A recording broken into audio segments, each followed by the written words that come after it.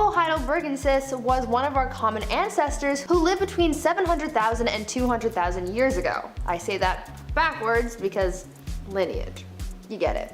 They were believed to have lived in Europe and Asia. These early humans were believed to have been our first ancestors to live in colder climates due to their physical makeup. Homo heidelbergensis were short and had wide bodies, which scientists think was adapted in order to conserve heat since they lived in colder climates. It's also hypothesized that these ancient humans were the first to routinely hunt large animals like wild deer, horses, elephants, hippos, and rhinos, build shelters, and create dwellings out of wood and rock. They were innovators who had definite control over fires and wooden tools. Appearance-wise, they had a large brow bridge, larger brain case, and a flatter face. Evidence suggests that they worked in groups, which they definitely would have needed to in order to hunt large prey, since at the time, humans were relatively low on the food chain, unlike today, where modern humans stand as the top predator. Homo heidelbergensis marked a turning point in human evolution, and I call that positive growth. At number 9, Homo rudolfensis. Now let's throw it back to one of the older extinct human species on this list.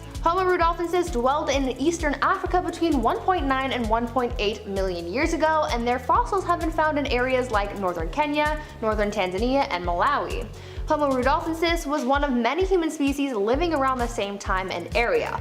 Other species from that time include Homo habilis, Homo erectus, and Paranthropus boisei, whom we will cover in a little bit. When Homo rudolfensis remains were uncovered, it was originally thought that they were from Homo habilis because of a few distinct differences like its larger brain case, longer face, larger molar and premolar teeth, but scientists couldn't confidently classify this early human as habilis. The size of rudolfensis' teeth also raised the question of whether or not this species was just an Australopithecus with a larger brain, but not enough evidence has been found to support that. Now before we carry on learning about our ancient extinct relatives, I would first like to take a moment to ask you guys to consider leaving a like on this video if you're enjoying it so far, and also maybe consider subscribing to the channel and join the Bumblebee family. At number 8, Homo habilis. Homo habilis, nicknamed Handyman, lived in eastern and southern Africa between 2.4 million and 1.4 million years ago. This species of human was one of the earliest members of the genus Homo because its features were slightly smaller than others of the older hominin species,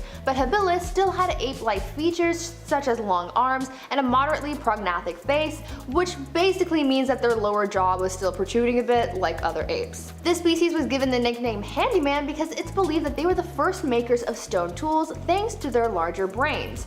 Other than their use of stone tools, Homo habilis was also able to survive and adapt so long thanks to their ability to change their diet seasonally. Evidence shown in tooth studies tells us that because their tooth enamel was still strong like Australopithecus, they were still good for lots of chewing, therefore they were able to break down a larger array of foods, including tougher foods. Homo habilis was also believed to have been the ancestor of Homo erectus, but since scientists have found evidence suggesting that they actually coexisted in eastern Africa, that put a hole, so to speak, in the evolutionary timeline, so now they don't know who fits where. At number 7, Homo floresiensis. Here's a really interesting species of human that might not have made it into your textbooks. Homo floresiensis, nicknamed the Hobbit, lived in Indonesia about 100,000 to 50,000 years ago.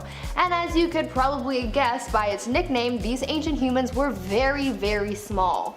It is estimated that they only stood about 3'6" on average and weighed just over 60 pounds. Homo floresiensis also had tiny brains, large teeth, shrugged forward shoulders, had no chins, and receding foreheads.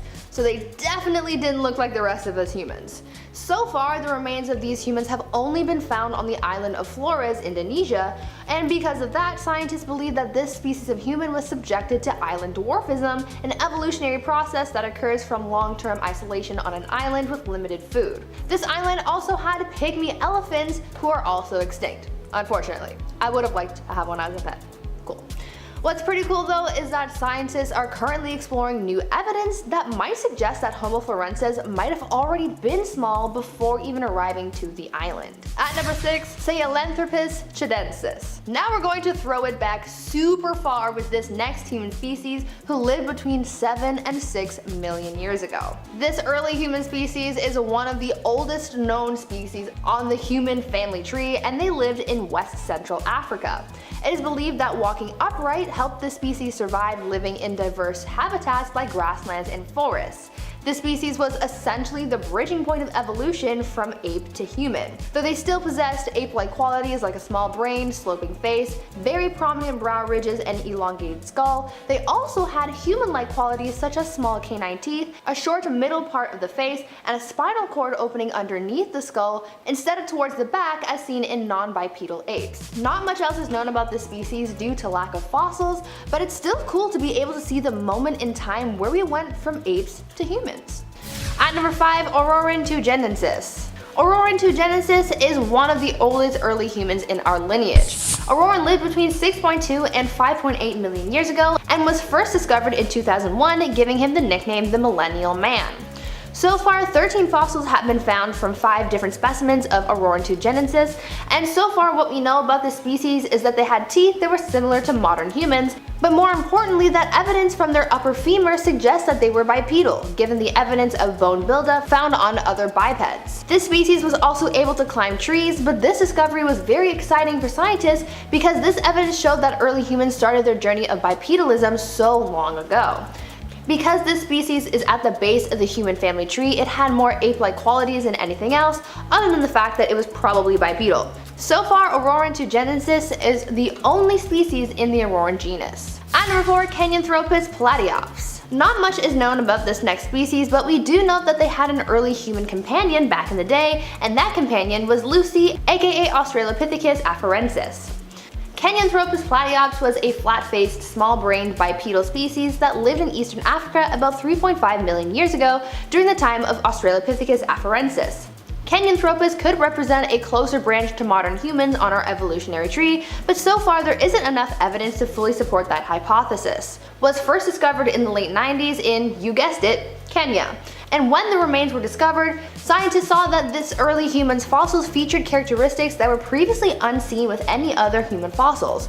Though comparing the remains of Kenyanthropus and Australopithecus afarensis, scientists noted that these two species had very different diets and therefore probably didn't have to fight for the same food source.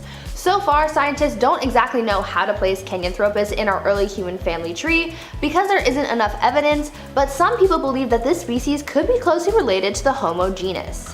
At number 3, Australopithecus sediba. The discovery of Australopithecus sediba fossils in the Malpa Cave are one of the most complete early human fossil sets that have been found, and they give a lot of insight into the moment where the genus Homo evolved. This species lived between 1.97 and 1.98 million years ago, and some scientists believe that they are the bridging point between Australopithecus and Homo.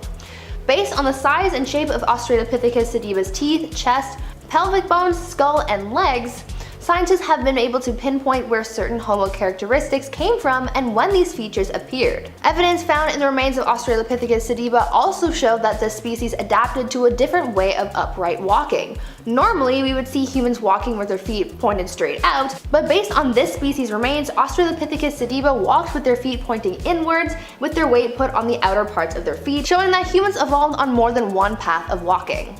At number 2, Ardipithecus kadabba. Ardipithecus kadabba was a species of early human who resembled very closely to a chimpanzee but was also bipedal.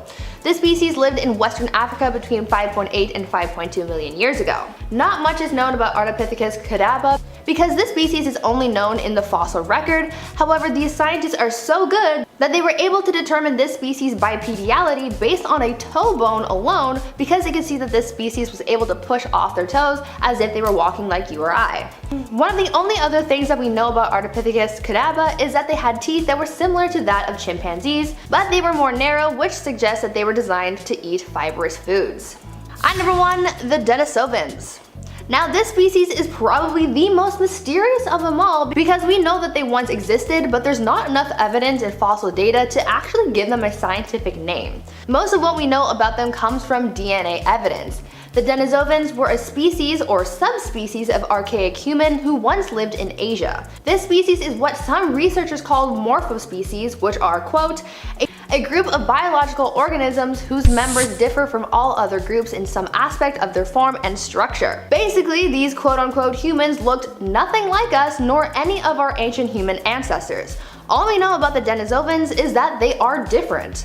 This species was discovered in a lab when scientists pulled 50,000-year-old DNA out of a finger bone of a fossil that was discovered in a cave in Siberia. Given their age and the location that the remains were found, researchers assumed that their DNA would match those of Neanderthals. However, their findings revealed that this DNA belonged to a group of humans who last shared an ancestor with Neanderthals approximately 765,000 years ago.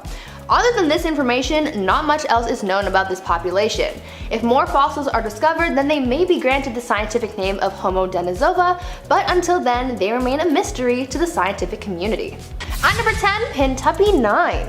In the 1950s, the British conducted the Blue Streak missile test over the western desert region. The Australian government decided to round up the desert nomads so that they wouldn't be hurt, which meant most of the Pintupi were taken away, except for one family known as the Pintupi Nine. They were entirely overlooked. That kinda sucks. They continued to live their traditional nomadic lifestyle, entirely unaware of European arrival at all. They had no idea about cars or even clothes. That's how far from the beaten path they traveled. It wasn't until 1984, when they finally met Europeans, that they discovered what they had missed. The Pintupi Nine stepped into the 20th century for the first time over 30 years ago, after living the nomadic lifestyle for 40,000 years. That's a lot of time. People close to the family say that the Pintupi Nine still talk more about family members who are still in the bush, but they have no idea what happened to them. Considering it took that long for the Pintupi Nine to be discovered, who knows how many other people are still out there. Number 9, the Piripkura. When it comes to a lot of these uncontacted and indigenous tribes, we really don't know a lot about them, because they're uncontacted. Well, bam. In the case of the Piripkura, we don't even know what they actually call themselves, if anything. Oh, that's weird, so we call them that? The outside world just named them the Piripkura, so I hope that's actually okay with them. Find out, they're like, that's the worst name ever! It means something obscene in their culture. That'd be so crazy. Last time anyone really checked in on them, around the late 90s, there were around 20 people left in their tribe. A lot was happening in the 90s. Furbies were the hot new sleep paralysis demons at Toys R Us.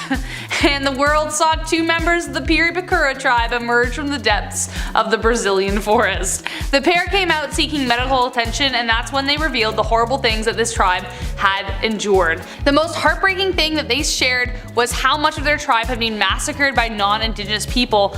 Oh, that's awful, causing their tribe's population to dwindle down significantly. At this point, because of the invaders in the forest and the illegal logging that happens around them, no one is even sure if there are any members of the tribe left.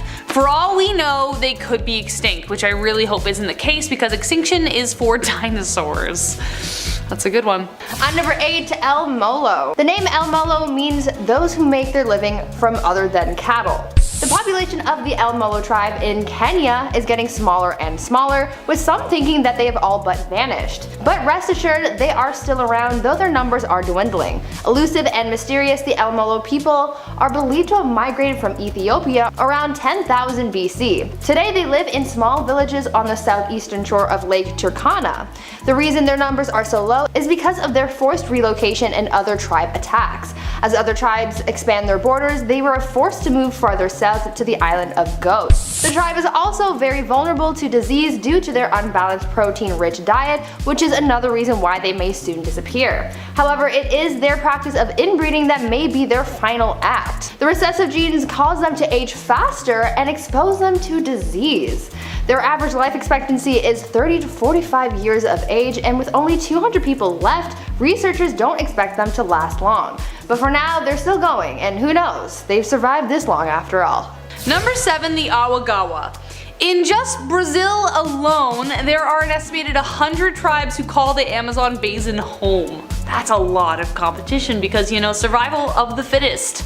Hey, not only that, but illegal logging has also caused a significant threat to their homes and a way of life because they keep being pushed back further away from their homes due to deforestation. The Awagawa have been able to defy the threats of blatant capitalism and environmental ruin because they are known hunter-gatherers who live life in a similar way to the Neolithic humans back when woolly mammoths roamed the earth. The people in this tribe make their own weapons like bows and arrows and are known for the craftsmanship, having created things like hammocks out of nothing but palm fibers, hopes, and dreams.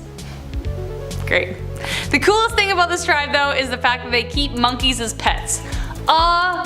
Amazing. That is a dream we all wish we could fulfill. A couple of years ago, a member of the Awagawa tribe was secretly recorded showing him hunting in the forest, but other than that, not much else has been seen from them. At number 6, the Mascho-Piro tribe. Peru's Amazon rainforest is a vast, mysterious landscape with secrets deeper and darker than anything in the Marianas Trench. The life of a man named Nicholas Flores was mysteriously taken and the death went unsolved. But prior to that, Flores had spent years trying to reach out to the Mascho-Piro tribe. For over 100 years, people thought that they had disappeared were it not for extremely rare sightings. The tribe was in fact living in complete isolation and experts at camouflage. Flores served as a conduit between the tribe's people, trading with them all in an attempt to lure them out. But then one day in 2011, the relationship went sour and he wound up dead with an arrow in his heart. However, as of 2016, it appears that the Masho are getting curious as sightings have increased and they're slowly starting to emerge. The Department of Native Isolated People and People in Initial Contact decided to send a team to engage with them after the death of another individual. They usually don't like to interfere, but with the threat of violence they had to step in. Today the tribe has created new bonds with select conduits, but remain mostly to themselves. Number 5, the Jarawa. The Jarawa tribe is one of the tribes of the Andaman Islands who are believed to have been settled there for over 55,000 years.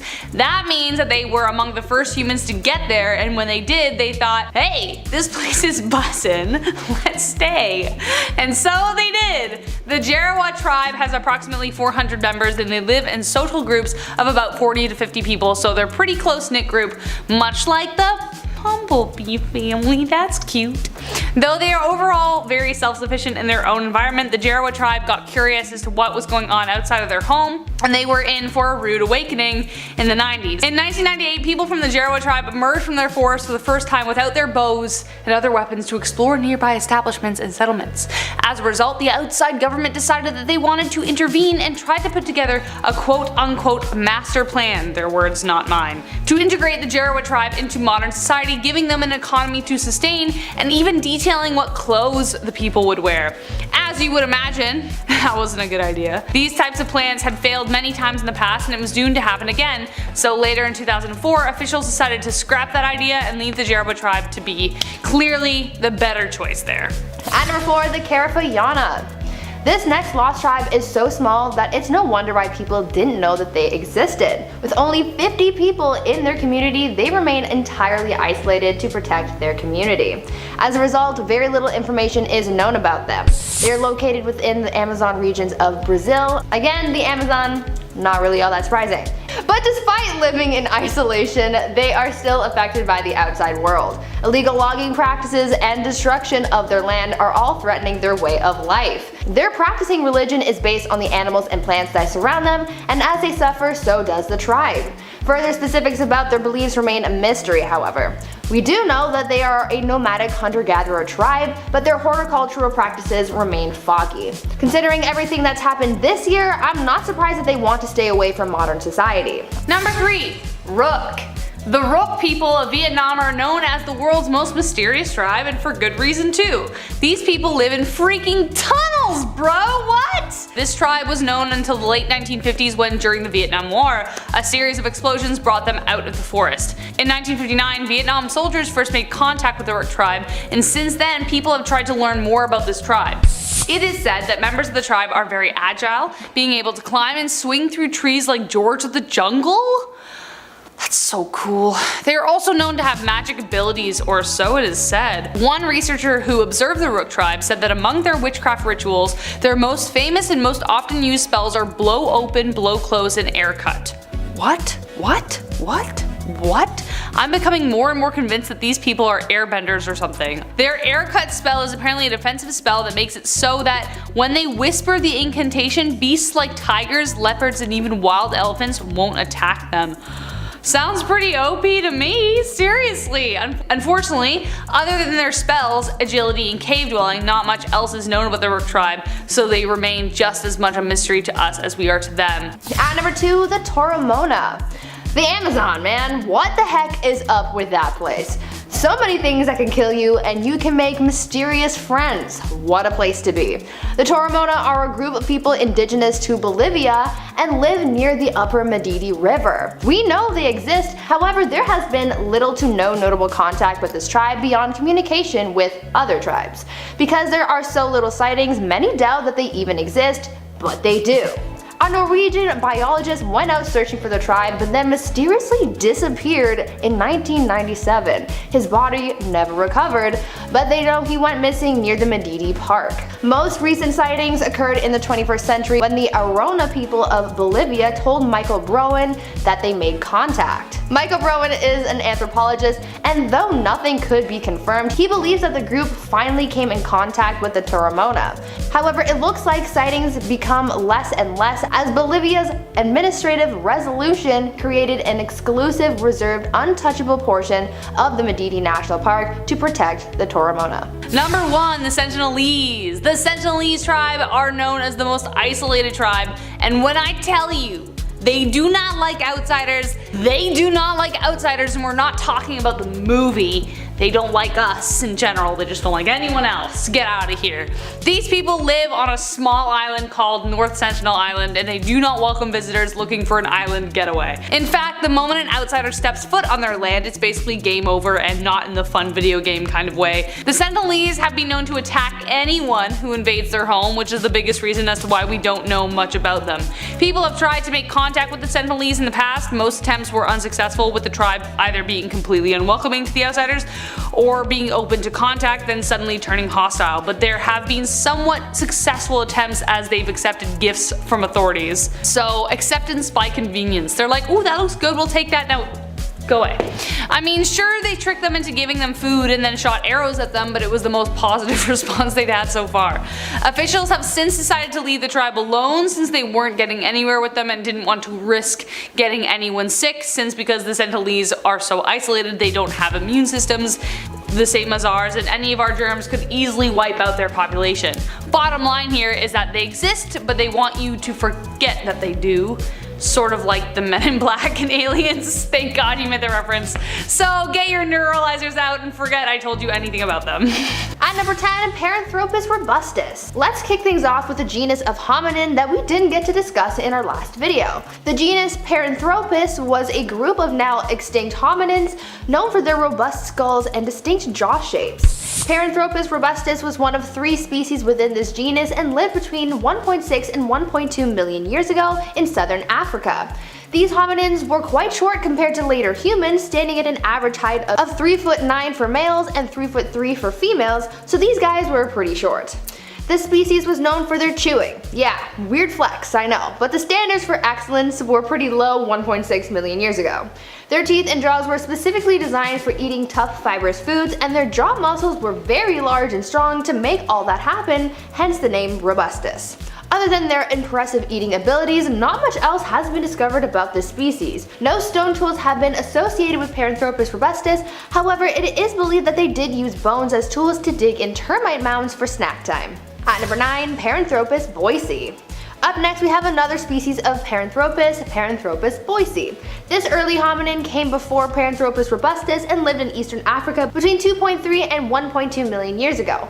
Much like other classifications of Paranthropus, this species also had a specialized skull for intense chewing.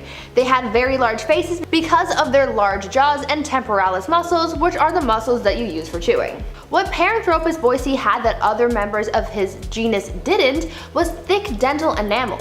In fact, Boise had the thickest dental enamel of any early human. They also had larger teeth than Paranthropus robustus, and these guys basically just lived to eat. It was their only real skill. Other than their eating habits, we know that Paranthropus boise also lived mostly in grasslands. Now before we carry on talking about our extinct ancestors and talking about their ancient lineage, I would first like to take a moment to ask you guys to consider subscribing to the channel. We've got so many awesome videos for you guys to enjoy and learn from, so come join the bumblebee family. Moving on to the third species in the Paranthropus genus, we have Paranthropus aethiopicus.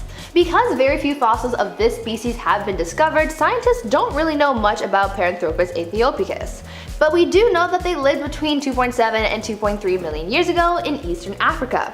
Like the rest of his Paranthropus pals, he was built to eat. The shape and size of this species' teeth suggest that they lived on a mostly vegetarian diet. Since we don't really know much else about this species, I'll instead tell you about what happened to the Paranthropus genus. Well, obviously they all went extinct, but funnily enough, they died off as a result of the very thing that they were designed for.